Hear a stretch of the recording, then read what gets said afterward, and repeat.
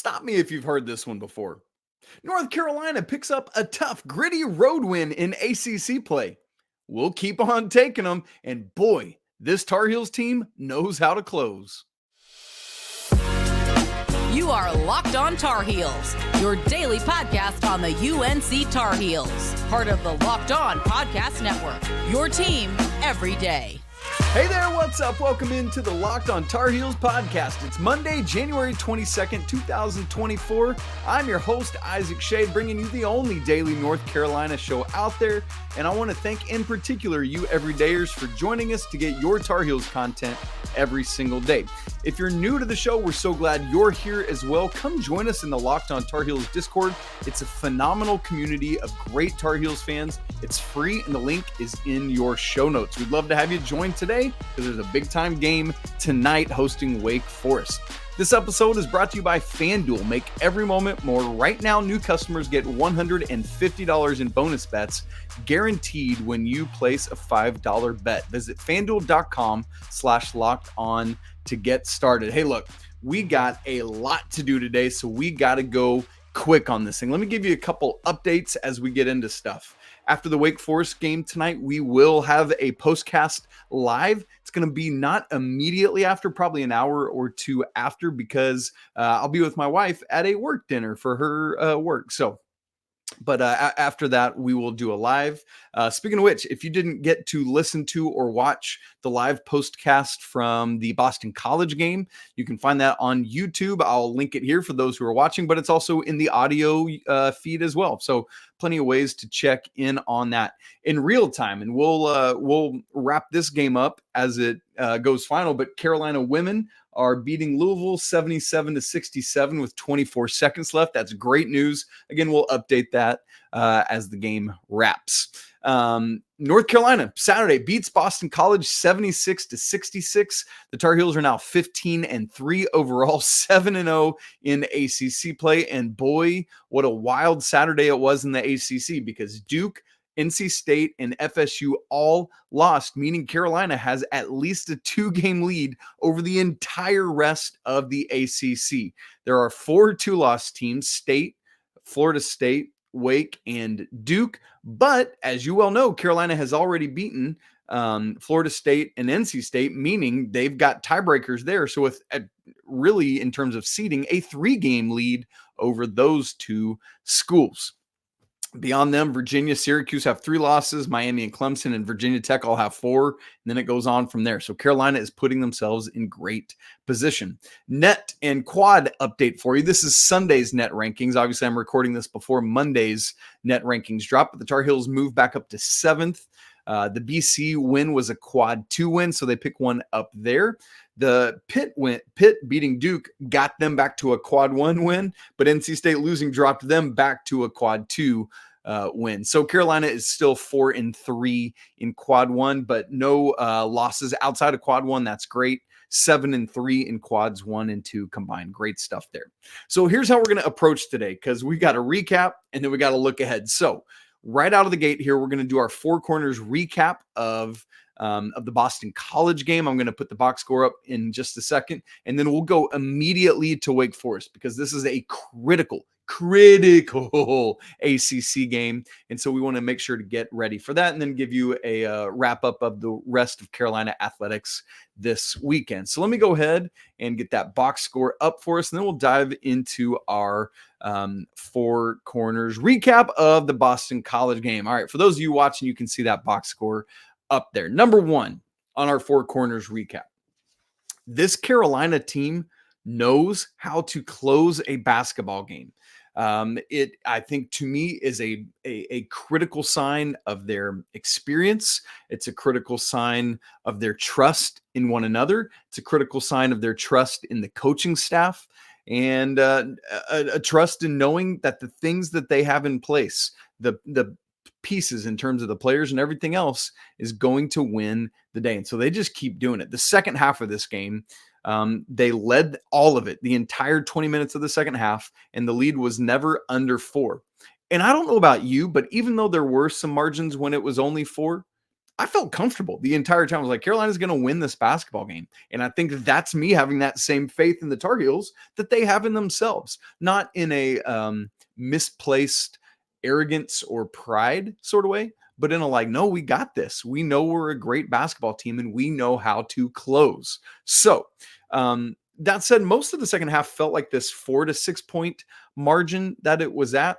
But what was really, really impressive to me was the final 4 minutes and 30 seconds. By the way, the women's game just went final. Carolina wins 79-68. So we'll recap that in a minute. Congrats to Coach Banghart and the Tar Heels on a big win over Louisville. So final 4:30, Carolina was up 60-56.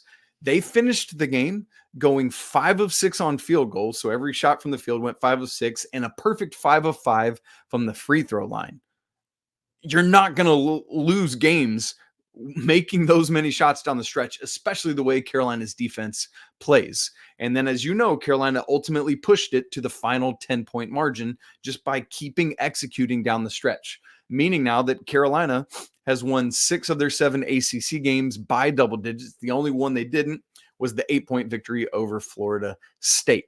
And every time Boston College made a push, you love to see it, but Carolina just kept answering, kept responding time after time after time. Awesome.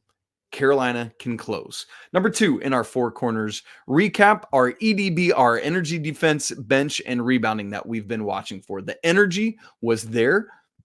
Even if Carolina was a little slow out of the gate, I didn't think it was a lack of energy. I thought they were ready to go, and that's what I'm looking for. I just took a minute to get settled in. Defense. This is now the 8th straight opponent that Carolina has held to 70 points or fewer. They held Boston College to just 34.5% from the field and only 17.6% from 3. They shot 3 of 17. That means that the last 6 opponents, even with Louisville shooting 44%, Carolina has held their last 6 opponents to 18.9% from 3, 23 out of 122. And overall in ACC play, so let's add back in Florida State as well, who also had a good, I think they were 44% in their game. Overall in ACC play, Carolina has held their opponents to just 23.3% from deep. Again, especially in the modern basketball era, you're going to win a bunch of basketball games doing that. Rebounding in our EBD, or in our EDB, or I skipped bench. Let's go to bench before rebounding. Carolina gets 17 bench points spread amongst Jalen Withers, Seth Trimble, and James Okonkwo, who had 2, but it was that massive dunk right before the halftime buzzer. The minutes played by the bench were critical on Saturday because of the foul trouble kind of spread around to both teams. But thankfully, Carolina, was able to maintain and work through the foul trouble, and nobody got fouled out. So proud of James Okonkwo, who has not gotten to see the court much, but just stays ready. And then here he goes. He steps in and has an impact in this game, playing just shy of 8 minutes. So glad for him. And so proud of him, again, for staying ready. And again, the bench has now scored 13 or more points 15 times this season. That already has bested how many times that happened last season. Rebounding. Carolina yet again wins the rebounding battle, 43-28 over Boston College. That's plus 15.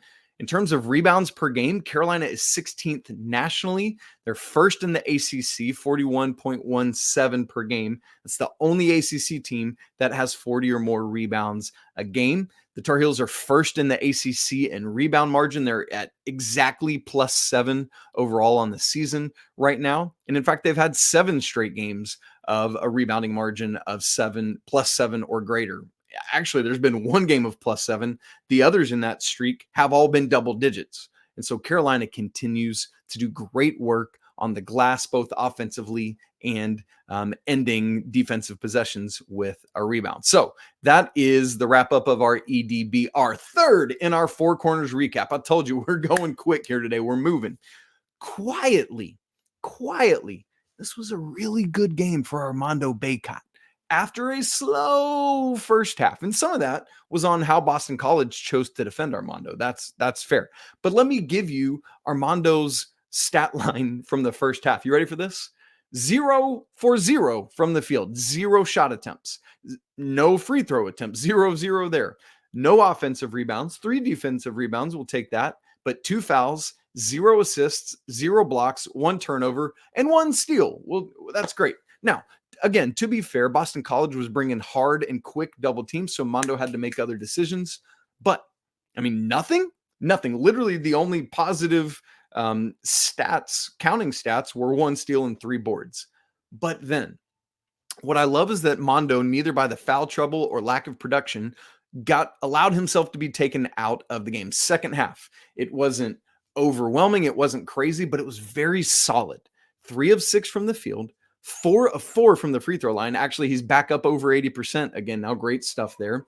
1 offensive rebound, 5 offensive rebounds, 1 assist, a critically important assist, I might add, to a cutting Elliot Cadeau for a layup, 0 turnovers, and 2 blocks. So really, really good stuff from Armando there to not let the lack of production or the foul trouble in the first half cause him to not get into the flow of the game.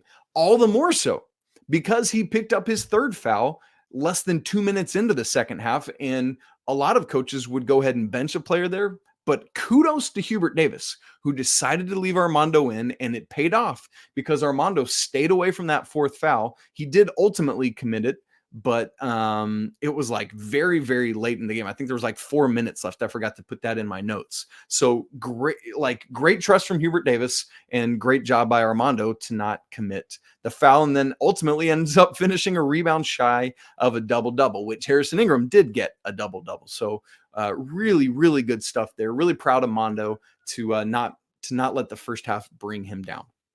Number 4 in the 4 corners recap. One of the things I track is a stat I've kind of made up called possessions created and saved, meaning Carolina either gets a possession by steal or something like that, but saved meaning not turning the ball over.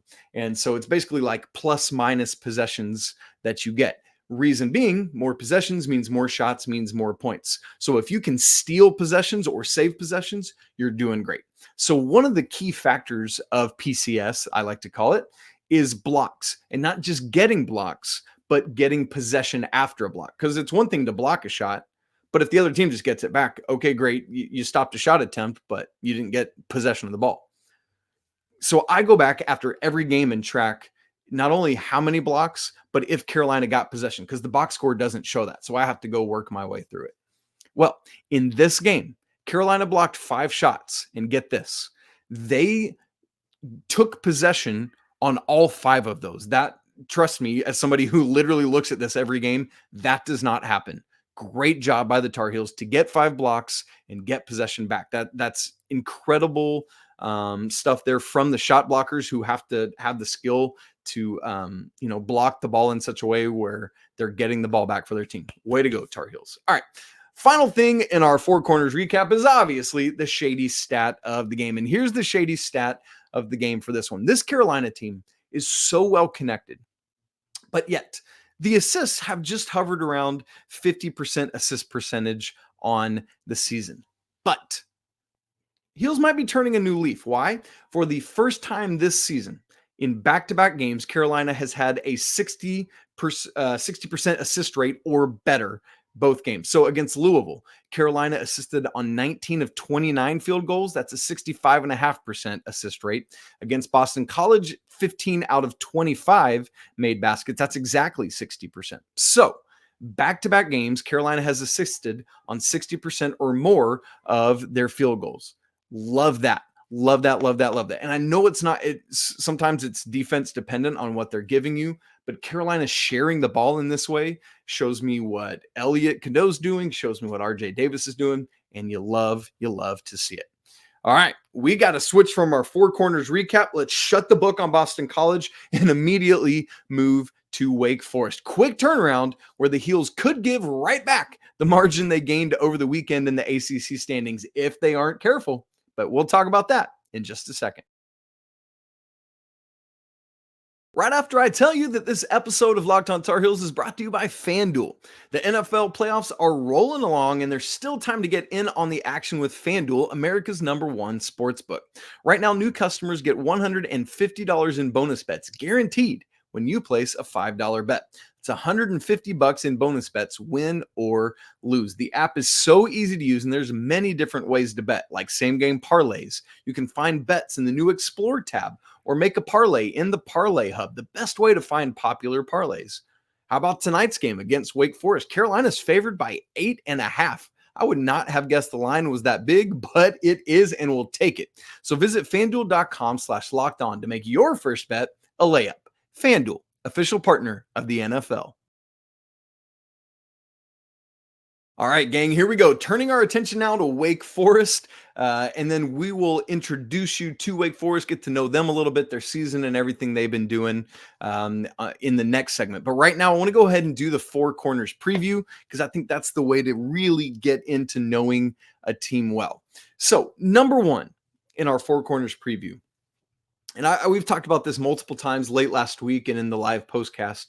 This is a quick turnaround from Saturday. Remember, Carolina played in Boston, turned around, came home, and has to get ready to play a Wake Forest team that is very, very good. They have not been tested in the same way the Tar Heels have. I'll tell you that their resume just doesn't have as much high level stuff on it, like in terms of Ken Palm rankings. Carolina has played 4 teams ranked higher than the highest team that Wake Forest has played.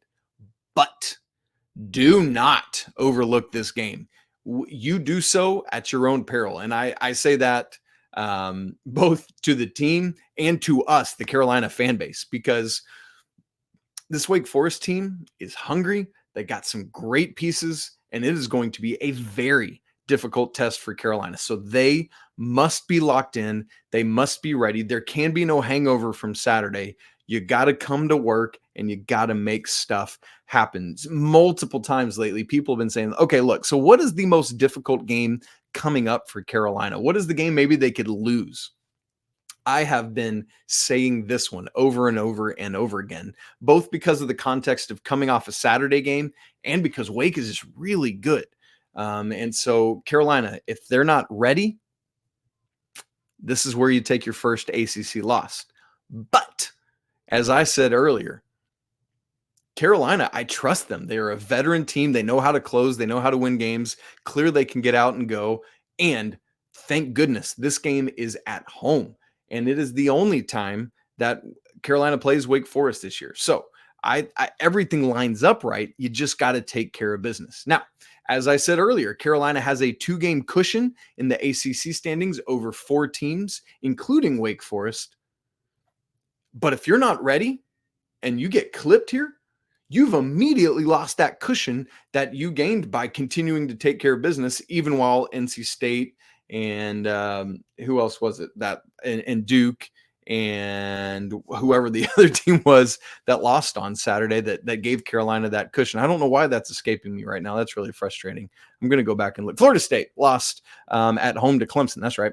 And so it's you just can't let that be the narrative that you gained a 2-game lead in the standings and then immediately gave it back away.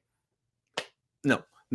You got to follow that up by doing this. Now, here's the other thing. Here's the positive of that. On the flip side, I mentioned Carolina already has a tiebreaker against both Florida State and NC State after beating them both. Now, obviously, Tar Heels play both of those teams again, so that could change. But if Carolina wins this one, I just said it's the only game against Wake. So Carolina would have the tiebreaker against Wake. And there's nothing changing that because there's no return game to Winston-Salem this year. So that would be really, really important. Four Corners preview point number 2. This game, we're going to talk defense, basically the entire Four Corners preview, the rest of it here. Because number 1, this game is a big test of Carolina's 3-point defense. Now, we just talked about how good it's been lately and that in ACC play, Carolina has been holding their opponents to 23% or whatever it is. Well, Wake, friends, is 12th nationally in 3-point percentage. They're shooting right now 39.3%. And it's not just 1 or 2 dudes. They have multiple players that can burn you. 3 guys that are all 40% plus with like 2.5 or more attempted threes per game. Oh, and by the way, they just got back Damari Monsanto, who is like a 6'6" sniper and can absolutely fill it up from deep. He hit 4 threes in his first game back on Saturday. And so, like, this team is dangerous from outside. He can light it up. Not to mention, they've got 2 other players that are just shy of 40% from 3. So I'm telling you, this is one of those something's got to give, where you've got a great 3-point defense against a great 3-point shooting team, and one of those is going to win. Now, interestingly, Wake is also second nationally in free throw percentage. But here's what I also want to tell you. It's not just about how accurate you are, but it's about volume. And interestingly, Wake is only 140th nationally in 3-point attempts and only 191st nationally in free throw attempts. So they are shooting both and connecting at a really, really elite level, but they're not attempting a ton of either. So that could be a good thing. Run them off the 3-point line, work at not fouling. They didn't do great with that Saturday, the Tar Heels, but that could be an opportunity. Now, let's get to Four Corners preview point number 3, and that is Carolina's rebounding advantage. Carolina, as we said earlier, first in the ACC, 41.17 total rebounds per game. Wake, on the other hand, is 12th in the ACC with 35.1 rebounds per game, meaning Carolina should have an advantage on the board. So if they can force some of those missed shots, if they can get positioned to get some offensive rebounds, we'll be in great shape. Speaking of that offensive rebounding, that's another advantage. Carolina, in specifically offensive rebounding, is third in the ACC at 12.1 offensive rebounds per game, while Wake is 13th in the ACC with just 8.9 offensive rebounds per game. So that means Carolina should be able to do a really good job of finishing off defensive possessions with the rebound, not allowing Wake to get many offensive rebounds. But it also pretends that Carolina should be able to get some offensive rebounds, get some of those, steal some possessions, get some more shots up, and ultimately win the rebounding battle. That could be a key to winning this game, is to getting to the glass. And then fourth in our Four Corners preview is just defense all around in general. We talked specifically about 3-point defense and about rebounding, but now I want to look at the big picture of it as we wrap up the Four Corners preview. Why? Well, as you know, because we said it earlier, Carolina has held now 8 straight opponents to 70 or fewer points. Well, here's another something's got to give, because Wake has only been held under 70 once all season. And even then, they scored 66 points, and that was against Virginia, of all teams. So they might as well have scored 100 against anybody else in that game. So this Wake offense is legit. This is the best ACC offense Carolina has faced all season, with a average score just above Clemson's for the best team that Carolina has faced in terms of scoring average. So not only will it be a big test from outside, it's a big test defensively all over the place. And you expect the Tar Heels to be great offensively, to do the work they need to do, to be able to get to 70 and above themselves, which, given what Wake's offense is, Carolina probably needs to get to 80 or 85 to win this thing. But I mean, I'm just really curious to see legitimately if this defense for Carolina is as elite as we really, really think it is. So we're going to find that out in a big way today. So that's a critical key: defense, rebounding, 3-point defense. All of that matters in a big way. Now, as I said earlier, Wake doesn't have the toughest schedule, but as I see it, they're a little bit of a matchup nightmare for the Tar Heels. I'm going to explain all of that to you in just a second.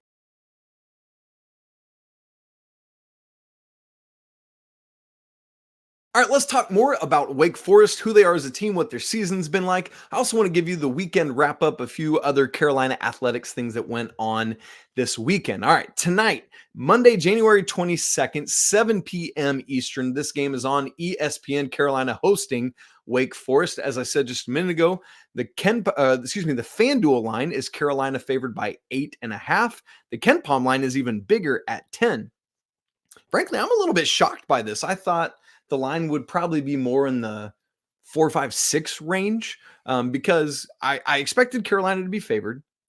But again, Wake Forest is a really good basketball team, and they've only been getting better as they've been able to add some pieces in.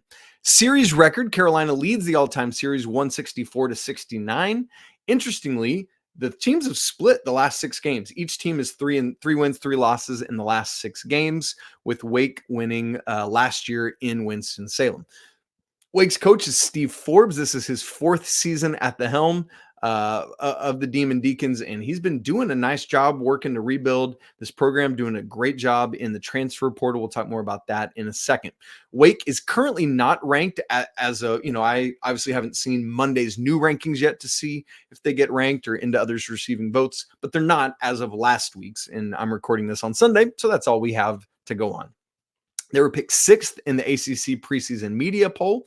As of Sunday's rankings, they were 42nd in the net, making this a quad 2 game. It's got to be top 30 at home for quad 1, and it goes quad 2 goes all the way down to 75 at home, if I'm thinking correctly. Yes, that's right.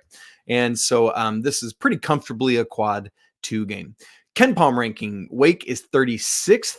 At least as I record. Their offense is 28th, defense is 57th, very similar at Torvik as well. Results this far, what has Wake done this season? They are 13-5 overall, 5-2 in ACC play.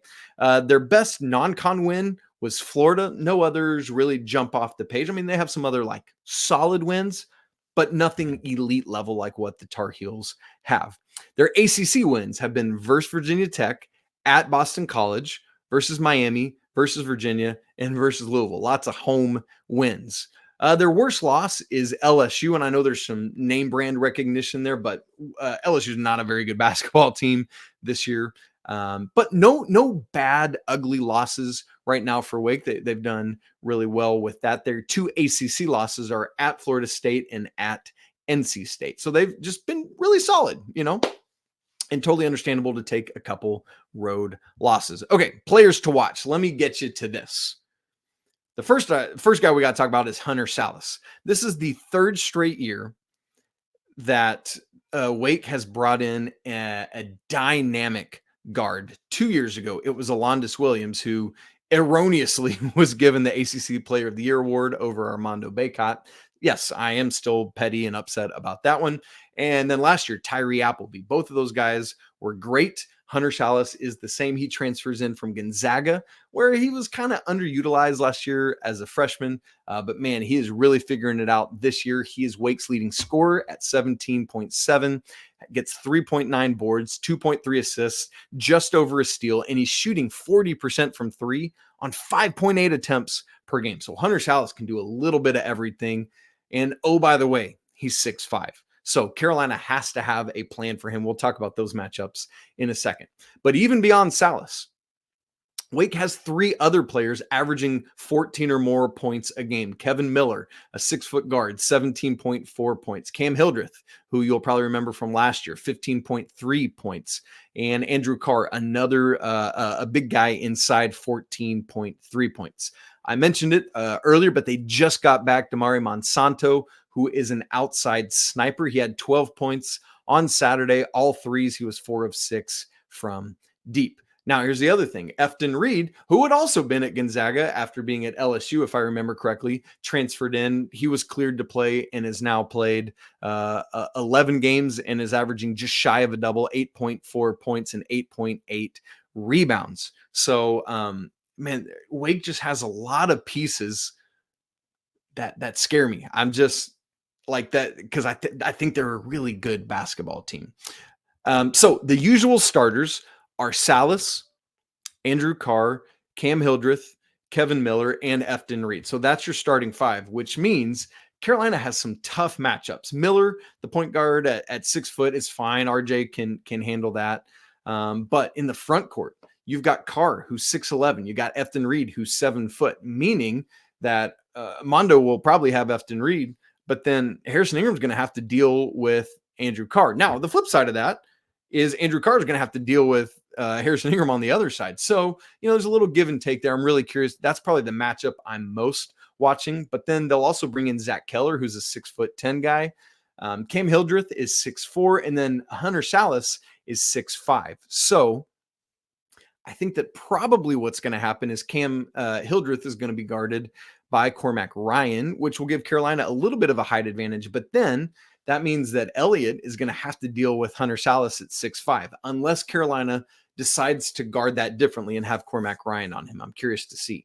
Here's something, though, that I think is going to play a key factor in this game, is getting Seth Trimble in to guard Hunter Salas. So watch for that matchup and how Carolina defends all this. I think that is what I'm most interested in watching for in this one. Now, the other question is, does Damari Monsanto move back into the starting lineup? It's just game 2 back, so I doubt it. I think he'll come off the bench, but he's 6'6", so Carolina's going to have to defend him well. Maybe that'll be Cormac Ryan. I think it's going to depend on what Carolina does lineup-wise to match up Wake Forest. Again, I think the Demon Deacons pose some lineup issues. All right, so that's Wake Forest. That's Carolina coming up tonight. I think Carolina wins, but I don't see it being this 8.5-point spread. I think that FanDuel has. I think Carolina wins, but I think it's they don't cover. All right, let's get into the weekend whip around. As we said, women's basketball won while we were recording earlier. They finish off Louisville 79-68. This is great stuff for Carolina because Louisville was 13th ranked. Carolina was 23rd. And Carolina is now 14-5 overall, 6-1 in ACC play. Really balanced scoring attack for the Tar Heels. 6 players all had 8 or more points. Deja Kelly leading the way with 23. Another double-double for Alyssa Usby, plus 7 blocks. Are you kidding me? Almost another triple-double there. But critically, this is so important because it hands Louisville their first ACC loss and brings Carolina into a tie for first in the conference with Louisville and Syracuse. Although technically Louisville's a half game back because they have 1 fewer win, but loss column, they're all tied. And importantly, like we said about the men and Wake Forest earlier, this is the only matchup between the Tar Heel women and the Louisville women. So Carolina will hold this tiebreaker. That could prove critical as we get to thinking about ACC tournament seeding. All right. The other women's team we got to talk about is the women's tennis team coming off that national championship. Had 2 matchups against really, really good opponents this weekend and just wiped the floor with them. Carolina on Saturday faced number 11 Auburn, beat them 6-1. Just 1 loss in singles. And then even better, Sunday, Carolina faced number 3, third in the nation, Georgia, and blanked them 7-0. And it wasn't just a blanking. Carolina obviously won the doubles point, but was ahead in the doubles match that didn't finish. And Carolina swept all 6 singles and didn't drop a set. All 6 singles matches were straight sets. I'm telling y'all, this team is just rolling yet again. Unfortunately, the men's team lost on Sunday to Columbia up in New York, 6-1. So unfortunate there. And then swimming lost to both Virginia and NC State over the weekend, both the men and the women. Same with gymnastics on Friday night to NC State. Unfortunately, the ladies fell there. So a little bit of a mixed bag, but a lot of great stuff this weekend. Teams competing really well, as you expect from the Tar Heels. All right, a little bit long over our 30 minutes on the show today, but man, a lot to get in. As I said, we will have a live postcast after the game tonight, win or lose. It'll be a little delayed. Won't start like almost immediately after the game, but I'll let you know as I get a better idea of when we're going to go live. Would love to have you come join us as we break down another Carolina basketball game tonight. Come join us in the Discord, by the way, if you want to be talking in the live game thread in real time. It's so much fun. It's alive and popping. The link for that, again, is in the show notes. Don't forget to subscribe on audio and video. Smash the like button if you're watching so we know you were here. Would mean a lot if you would leave us a rating and a review, 5 stars. Talk about why you love the show. Y'all, it's always a great day to be a Tar Heel. Can't wait to talk to you tonight after the game. Be here for that. It's going to be lit. But until then, peace.